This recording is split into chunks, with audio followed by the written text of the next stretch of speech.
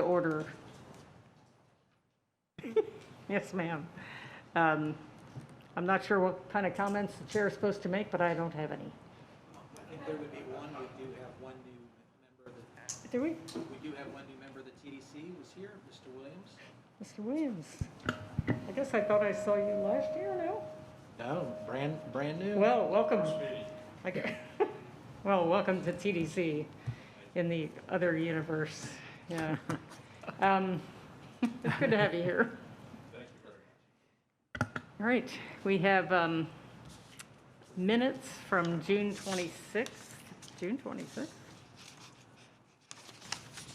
Really? Do we have, we don't have them though. Liz, those are not available yet? All right. Okay, well then we can't approve them. Okay, thank you very much. Subcommittee reports. We just had a great, oh, sorry, public comments. Do we have any public comments? Who's organizing public comments? Do we have anybody from the public who would like to speak? All right, we'll close public comments. Thank you. Just had a great subcommittee meeting from marketing with some excellent information. So Steve, you want to give a very brief report on that? Well, Madam Chair, if you don't mind, I'm going to have Leroy come up and kind of give a summary of what we heard. Now, for 4 of you, this will be new information. For the remaining that were on the marketing subcommittee, this will be a repeat, but I think there was some really good information of what we're hearing from not only the customer, potential guest, but also some things that we have in line to help talk about this community and moving forward. Thank you, Steve. Good morning to those who have just arrived. When we met last, 3 weeks ago, we talked about we had built a recovery campaign and the change in our situation forced us to put that on hold. But that doesn't mean that we aren't moving forward with something. We are working very hard and had a great conversation this morning on a Visiting Safely and Responsibly campaign. Given the challenges we're facing and people still, obviously still arriving, we want to make sure that the experiences people are having in the destination and those who are coming to the destination understand what the expectations are. This is a mask-wearing county. We need to physical distance, and we need to practice quality hygiene with hand sanitizer, et cetera. So we are in the early stages of forming that, and we'll be moving forward. We've had a lot of inquiries and requests from the business community to help them communicate this message kind of from the top down. So our objective would be to activate this campaign with already running media assets that we have, let's say at the Tampa International Airport in baggage claim, updating that creative, doing new creative elements and reaching them with potentially creative executions on the beach with sand stamps, all the way to digital, connected TV and whatnot. So our plan to take some of the feedback and information we had this morning, the feedback we got, and then meet with chambers and cities on Friday to finalize our approach and put that campaign in production and hopefully in the market in the next couple weeks. Obviously, our COVID isn't going away overnight, and so we see a need for this campaign for the foreseeable future, and it gives us the ability, hopefully, when things start to improve, to run a recovery campaign potentially side by side, parallel paths, to make sure that we can stimulate the tourism economy and do it in the right and responsible way. We know our community isn't the same as the whole state, and given the negative attention and the increase in cases, we want to make sure that our community is valuing and the visitors are valuing the right things to experience the destination appropriately. So that's a brief summary. We will, as Steve mentioned, be sending out the full deck we presented, and certainly please welcome all feedback and potential discussion around how we're bringing this to life and what the messaging is. Leroy, if you wouldn't mind also just touch upon some of the sentiment that we're hearing out there, because I know each of the members here have businesses or represent businesses on the ground level where they might be hearing something, but sometimes it's good to hear what's happening outside, what's happening with the customer, and decisions to do or not to do something. Yeah, so 3 weeks ago when we met, it was kind of, the case chart is very different than it is now than it was then. And so as one would expect, over those 3 weeks, traveler sentiment has only worsened. When you look at the research kind of across the board, certain communities, not necessarily ours, but across the country, aren't necessarily open to welcoming travelers. They think that they're concerned by COVID, but travelers are saying right there next to COVID, they're concerned by how destinations are handling the situation. And so it's not just COVID, it's also how individuals and communities are responding to COVID. And again, it's not specific to us, but the sentiment is there. And we want to make sure that we build a campaign and communicate that that's not our situation here. We want to get compliance. We want to help our businesses reach compliance. And so that when somebody shows up in St. Pete Clearwater to experience the destination, they understand what the expectations are, and they can experience our destination safely and responsibly. Thank you. Just really good to see the research behind the campaign. It's interesting. Yes, Frank? Oh, no? Okay. All right. Next issue. Steve? Let me go with just department reports. Oh, And just right, sorry. real quickly, if you will, and I didn't forewarn her ahead of time, so I'll apologize up front. Suze, you had a call yesterday with some of the DOSs at the property level.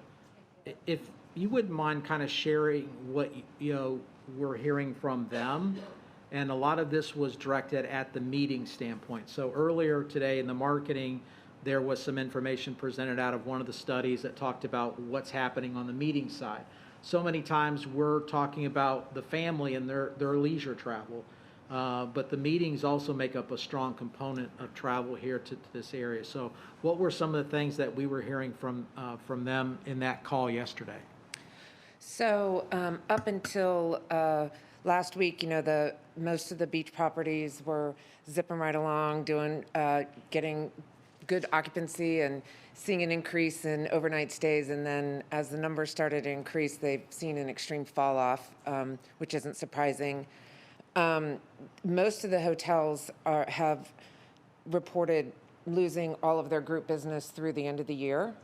Some of the hotels have reported that they are holding on to a few meetings, less than 50 people, like 1 or 2 here and there. They are seeing an increased amount of wedding leads and people still moving forward with their weddings. Most of those are also 50 people or less.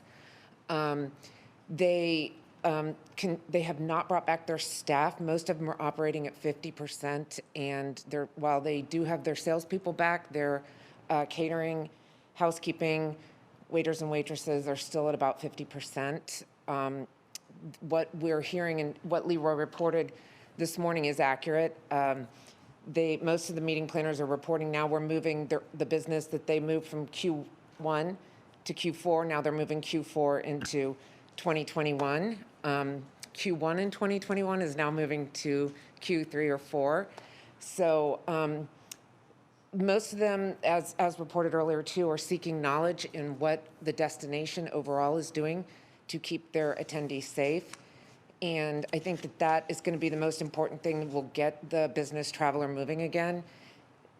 And I think part of what his research said too was the association planner and the third party, because they maintain the liability for their attendees.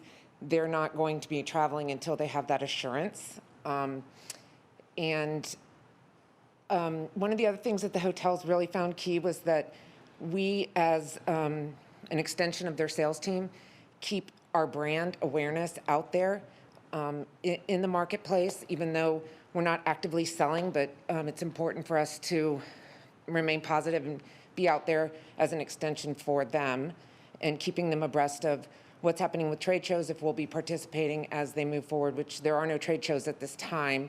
Most of them have moved to virtual.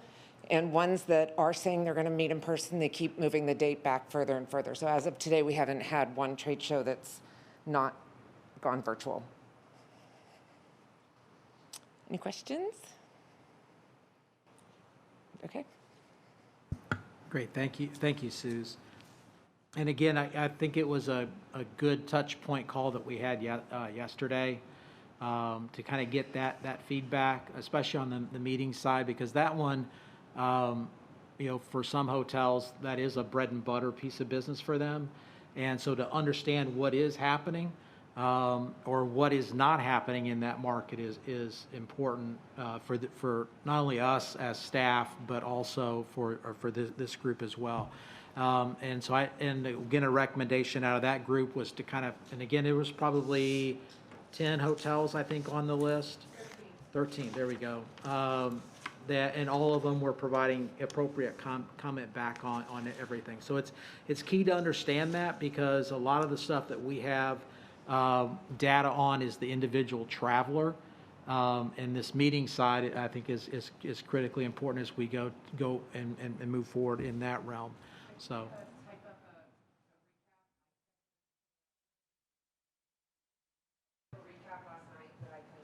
All of you, just of the touch points of what we talked about. It summarizes it was about an hour meeting. Great. Okay. Great. And then one other item, if I could add under department report, and it's not necessarily a department, but it's one of the things that we're really good at doing. And that one is elite events and the funding of those. And we had a discussion to get some volunteers for our meeting that'll be coming up in August. And if you wouldn't mind, Tim, if you just kind of give a quick update of what's happening with that timeline, because timeline-wise, because we'll have some quick moving dates that we'll be moving on. So I just want to make sure everyone's in the loop on that. And then I think we might be doing some additional recruiting of members based on a couple of things that I've heard. Yeah, good morning, everyone. Can you hear me? We may need to backfill a couple of positions here, too. I know Mayor Hibbard is not able to make it. We've gone forward as quickly as we can to get the schedule moving forward, and you should have received an email that was sent out last night, August 7th, in this room from 9 to 1 p.m. is what we've currently got scheduled for the committee review. After that committee review, the goal is to bring the full recommendation of the committee to the full TDC here for a full recommendation up to the BCC, and hopefully get that approved by the BCC at the first opportunity in September, so we can move forward, because we've got 11 events stacked up in the first quarter here in the new fiscal year, so from October to December. The good news is a handful of those are repeat business, so we're accustomed to that. But there's a couple of new events there that are going to take some time. And so, again, we will get on our horses and ride as quickly as we can after we get the approval from the BCC that we can negotiate these contracts. But that's the sequence we'd like to keep to. So, Madam Chair, we've checked, obviously, with your office and Steve and all of us that for those of you who received the email last night or are on the committee that cannot attend, please let us know so we can backfill those positions.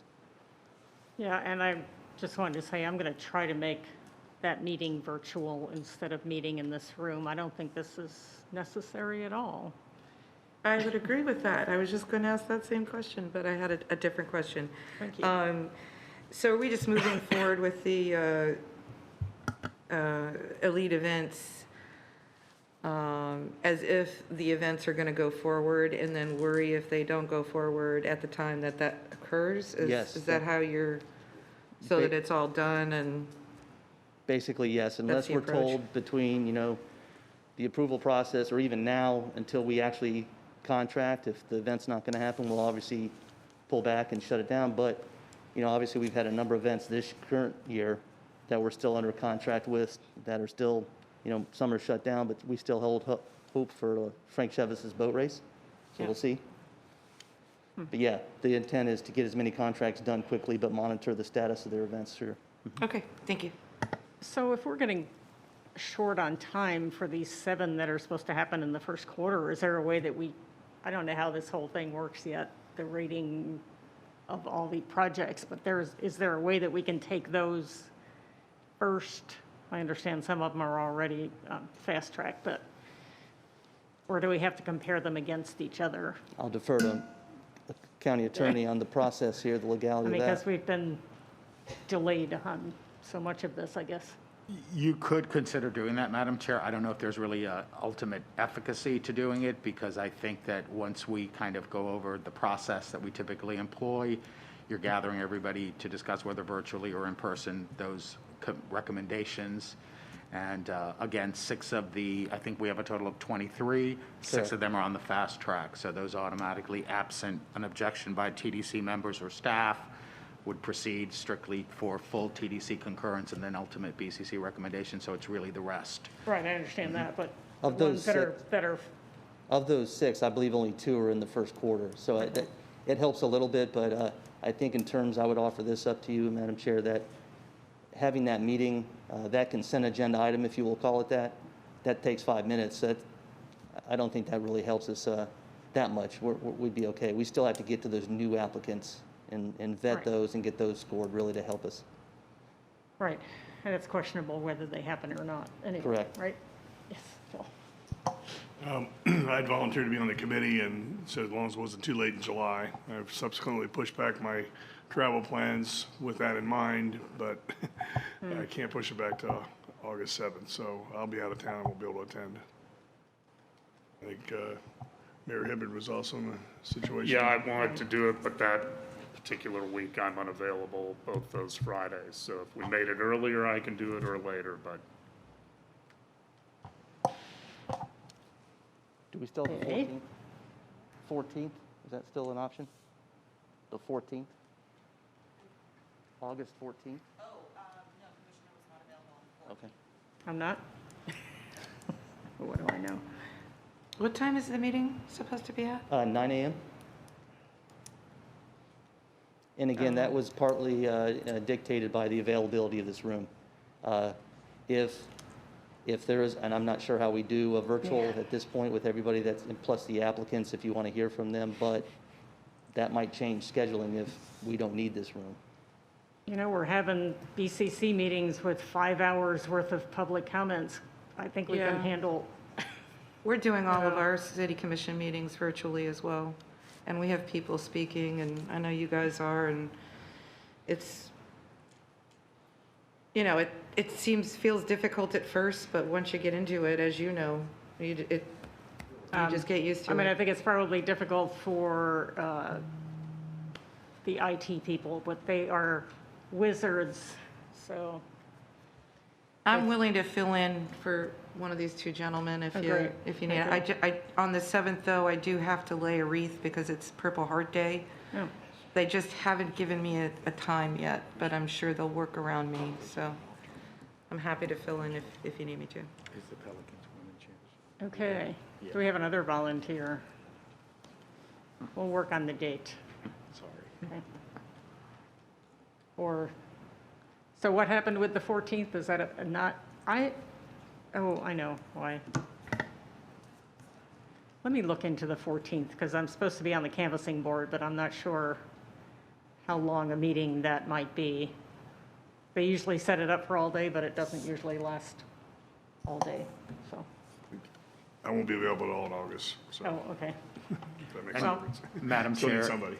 if I may, again, that's all set up by the guidelines. So you could, if you can't get it, and that's the only date you can meet because of the exigent circumstances, you could move forward with it and then just have that ratified by the full TDC and then eventually the BCC acknowledging that, yes, because those are just guidelines that we've designed. Oh, for They're the not by committee statute, membership, you mean? correct, for that Okay. subcommittee. So you could do it with less if you needed to. All right, all right. Well, let's stick with the 7th then, just to,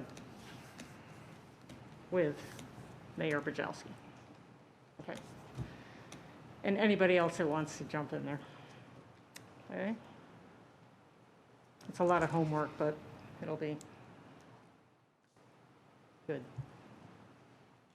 All right, so we have one of the spots filled, and we need to find one more, correct? If we need to, or take Mr. Zoss's. We can go forward without Okay. Rich. Yes, you All right, could. You could. Perfect. Okay. All right. Thank you, Tim, for that update. Wanted to go into my report under the economic snapshot as well as the bed tax collections. But first, because I know we just got the email on it, Leroy, if you want to just give an update what we saw for last week, and this is for Smith Travel for the 5th through last Saturday. Yeah, so unfortunately, as expected, and again, as shared in this morning's subcommittee, through July 4th, we actually, that week of July 4th that ended, the STR reporting goes through Saturday, took a small step backward. It did regress despite the holiday weekend. The report I just received was the lowest occupancy. This is countywide for the week in 6 weeks. And so that regression that we expected based on the change in our local health situation is being bared out in the numbers. That countywide occupancy just over 50% for the week starting the 5th of July. Also, just really quick while I'm here and talking research, we had issued an RFP for research services. That RFP has closed. We've received 7 submissions, and we'll be going forward with a virtual process of evaluating those RFPs. Myself and Steve are on that committee, along with somebody at the county performance management office. Is that the proper SPM, Strategic Performance Management, I believe, as well as a member of the DALI and a member from the Amplified Clearwater Chamber. So we'll be moving forward with that. Hopefully over next month when we meet, we will have an update. I believe our evaluator meeting is being aimed for the second week of August. So we should have potentially news for you next month on who that research firm is moving forward. Go ahead. Oh, no? Okay. All right. So I guess it's like yesterday on, I forget what call I was on, and I could have swore somebody was like waving. You know, I think it was senior staff meeting, and all it was, I thought Leroy had a question. No, he was doing peace out. So, so at least in person, you know, you have somewhat of an idea of what's going on versus the Zoom. So, just real quickly on the tourism economic snapshot. Again, this is for May of 20. For room nights sold, we were down 45%, and then revenue per available room down 56%. If you look at the market comparisons where we were in relations to other destinations in the state of Florida, you can see, I think we were doing fairly well against the rest of the state for the month of May. The big winner was Bay County, which for them right now is their height of their season, well, starting their season. So that certainly comes into play. The one that had the biggest drop of all is the Florida Keys. And I think a lot of that is some of the restrictions they have that are in place in that market. And again, for travelers coming in. If we go through and look at fiscal year 20, bless you, down 25% in room revenue per available room. Our rate is down about 8.2%. Interestingly enough, when you do look at our rate compare and against occupancy rate, we're holding our own. We're not going through and trying to get out of this by lowering rate. And I think we heard that on the call yesterday with the different hotels that we did talk to. You can see that not only through the hotels, but also through vacation rentals. And yesterday, again, Leroy talked about the national conference that's going on virtually right now the one thing they brought up is that you're not going to discount your way out of COVID-19. And so folks are saying this is what we've got in value, this is what it is, and basically going from there. For the bed tax for the month of May, their collections were at minus 56.46%. And I think the projected number that I provided, which was bad to begin with, was closer to probably minus 75%. So it was actually a positive. So let's just hope my bad projections continue on and we actually end up doing better. But it's, again, at minus 56% for the year, we're down 22%, and that's a reflection of the 5 months of double-digit increases leading up to the month of March. On the vacation rentals, I think, again, you see there, average daily rate up 7.3%. Occupancy, rooms sold was down 14%. And fiscal year to date, average daily rate is flat. Revenue per available room is down about 1.4%. So again, the vacation rental market I think is doing extremely well. That was also brought out in a presentation yesterday, and they asked about what hotel segments were going to be doing the best when they look forward, and one of the ones that they felt were going to be doing best going forward were going to be the extended stay properties. This was Smith Travel, so this wasn't looking at vacation rental and Smith, but through Smith Travel, looking at just hotels. And I think it goes back then to the visitor, wanting something, a type of property where they can, everyone go in there as a family versus getting maybe multiple rooms. So again, it really depends on the end customer, the end traveler, and what they want and what they're going through to be comfortable with. And I think that's the message that we heard loud and clear from the research. And going forward is, it doesn't matter what messaging we try to do out there. It's in the mind of the customer if they are willing to travel.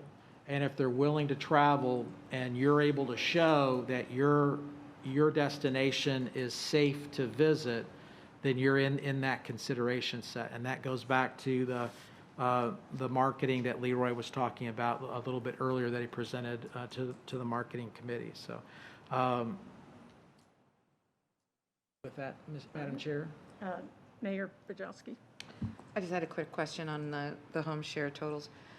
What does home share totals include again? That's all vacation rental, correct, Leroy? Yep. So condo,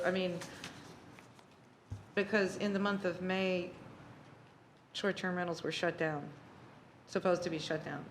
So that's why I was asking what did because you're saying we've got 107 room nights sold, but if I remember correctly, home share can include other things than the traditional short-term rental.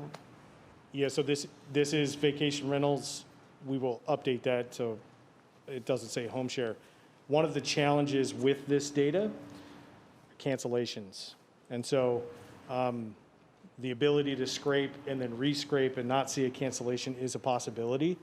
I think one thing that we saw, though, and I was digging into, even though the state had a mandate, you could go to Airbnb and book a rental anywhere in the whole state.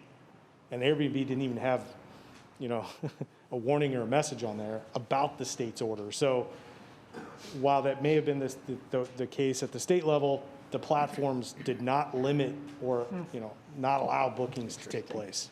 So let me just ask a question, because I know that locals have no control over this. I know, and I'll look to you, Commissioner Jordan. I know you guys at one point negotiated a deal with Airbnb. And I use them just because they're the bigger provider, but for the whole tax thing, I don't know if there's anything there from a legal standpoint that just in case they get shut down again, there'd be something that we could require them to at least post on their site, something.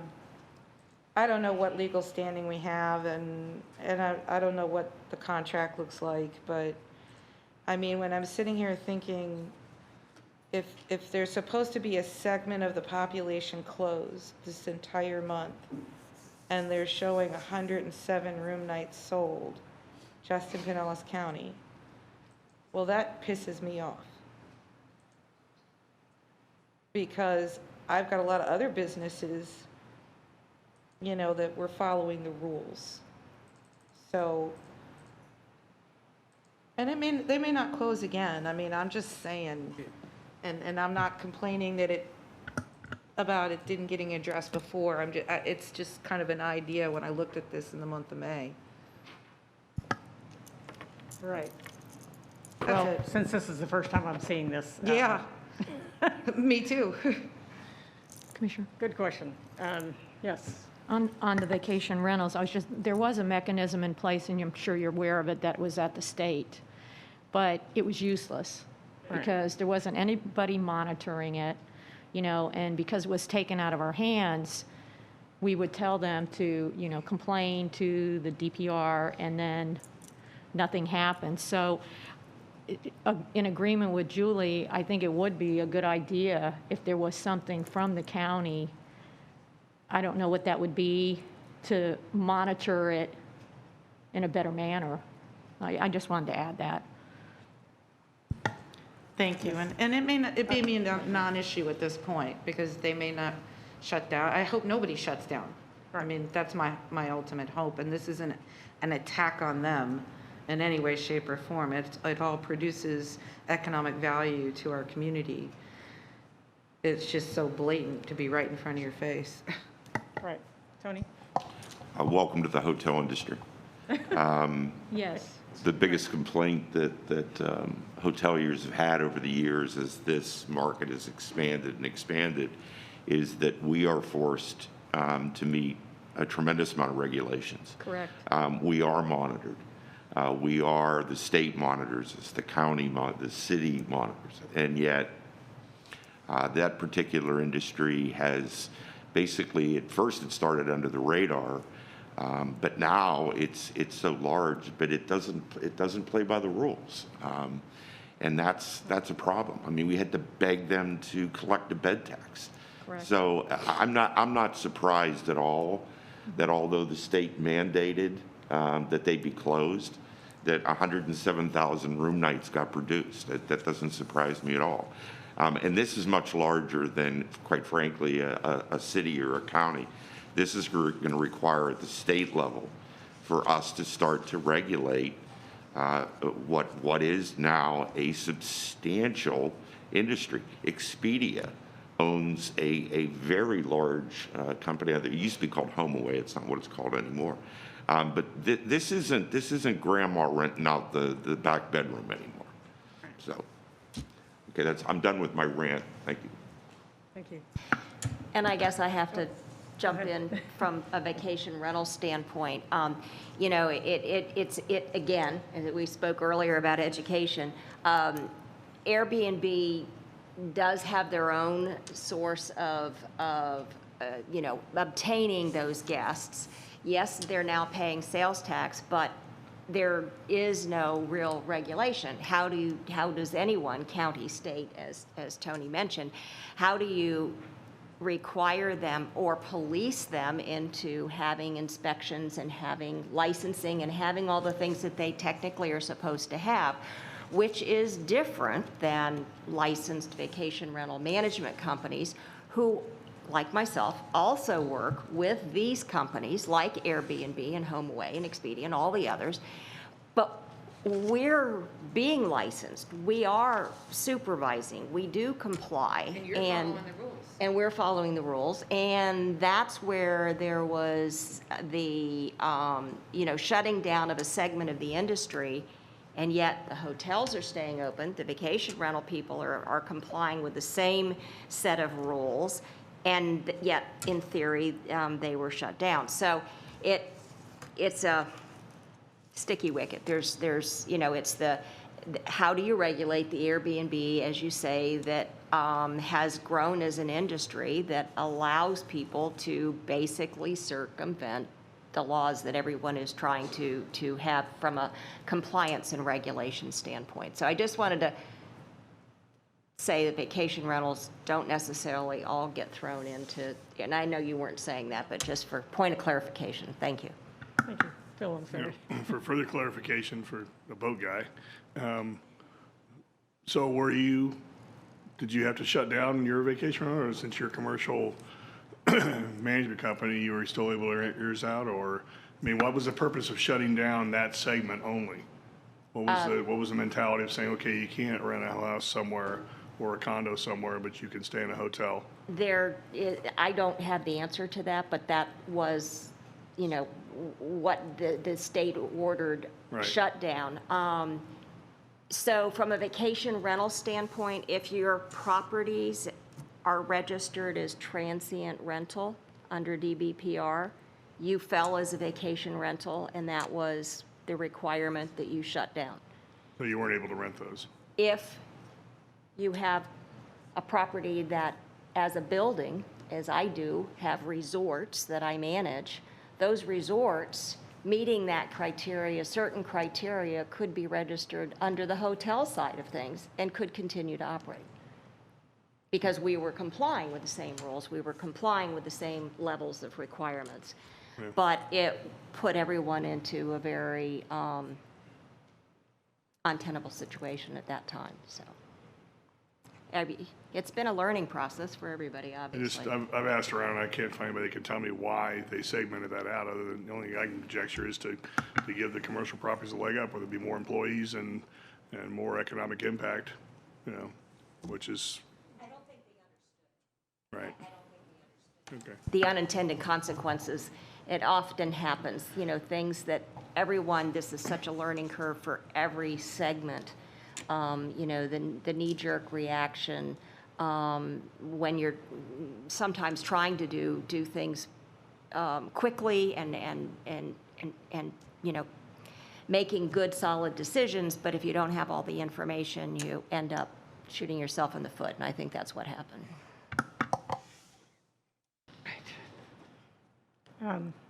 Cookie, did you have something? No. No? Okay, thanks.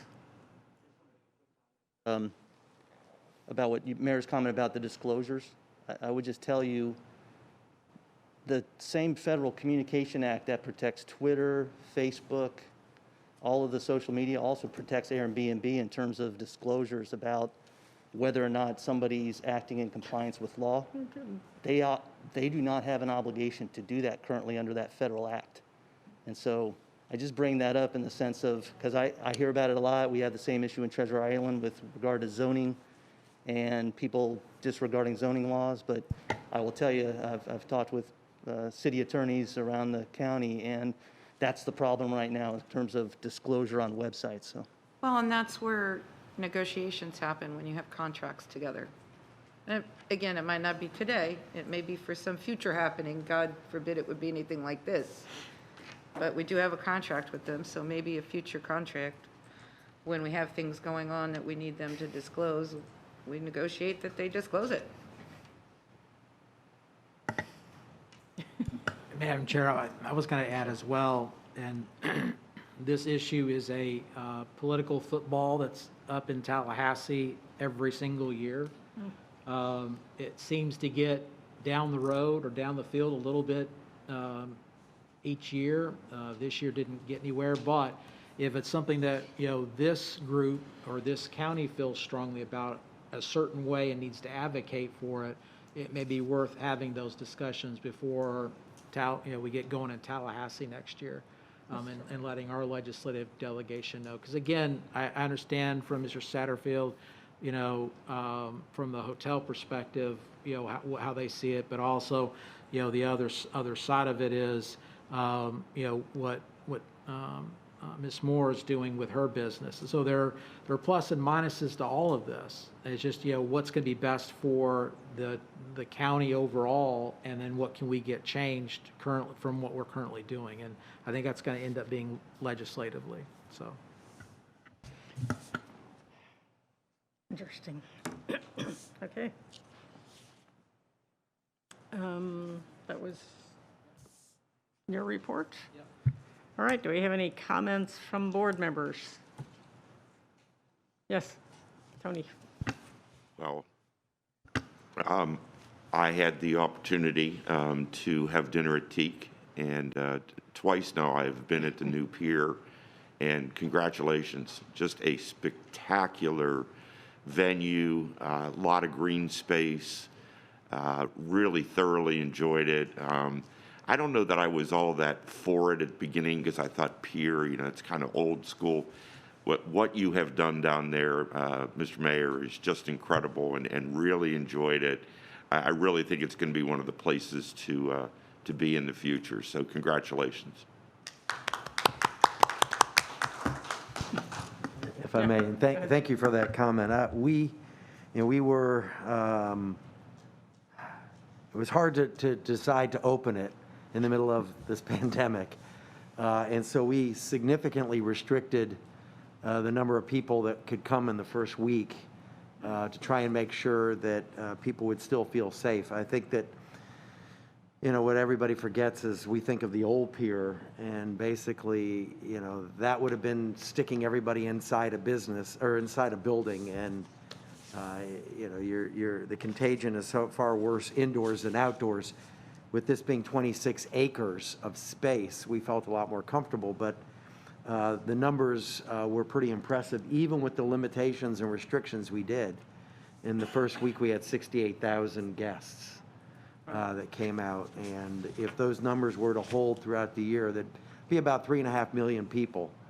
So we're certainly encouraged by the response of the public to it. And 7 years later, as the mayor and I were talking about, these projects are worth waiting for. Ultimately, if we have the courage to make sure we get them done right, they're worth it. So thank you for your comments, and we again appreciate the county's partnership with us in this, because that whole Uplands area would not have happened but for the partnership with the county. Very cool project. Anything else? Yes. I was just going to ask if we can do our meetings via Zoom. I have a question into the county administrator right now. Yes.